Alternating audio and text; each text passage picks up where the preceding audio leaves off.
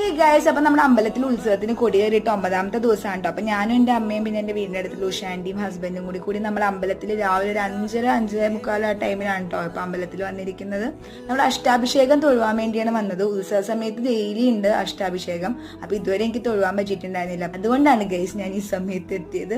Normally ഈ സമയത്തൊന്നും വരുന്ന ഒരാളല്ല, പക്ഷെ അഷ്ടാഭിഷേകം തൊഴുവാൻ വേണ്ടി വന്നതാണ് കേട്ടോ. പക്ഷെ എന്ത് രസമായിരുന്നു അറിയാം ഗൈസ്, ആ ഒരു ലൈറ്റ്സും അതുപോലെ തന്നെ അമ്പലത്തിലിട്ടേക്കുന്ന ഭക്തിഗാനങ്ങൾ എല്ലാം കൂടി ആയിട്ട് ഭയങ്കര പീസ്ഫുൾനെസ് ആയിരുന്നു അമ്പലം ചുറ്റും. അങ്ങനെ പൂജ അതിനെ ഇറങ്ങിപ്പോയിക്ക് നേരൊക്കെ വെളുത്തത് അമ്പലത്തിന് പ്രസാദമൊക്കെ കിട്ടിയപ്പോൾ ഞാൻ എന്റെ അനിയത്തിനെ വെയിറ്റ് ചെയ്ത് പുറത്ത് നിൽക്കാൻ കേട്ടോ. അഷ്ടാഭിഷേകം എന്ന് പറയുന്നത് ദേവീനെ 8 വസ്തുക്കൾ വെച്ച് പൂജിക്കണേ കേട്ടോ. നെയ്യ് അതുപോലെ തന്നെ കരിക്കിന്റെ വെള്ളം അങ്ങനത്തെ 8 വസ്തുക്കൾ വെച്ച് ദേവീനെ അഭിഷേകം ചെയ്യും. അപ്പൊ ഈ പോസ്റ്ററിൽ കാണുന്ന ആന കരുവന്തല ഗണപതിയാണ് കേട്ടോ. നമ്മുടെ ഉത്സവത്തിന് തിടമ്പേറ്റാൻ പോകുന്ന ആനയാണ്.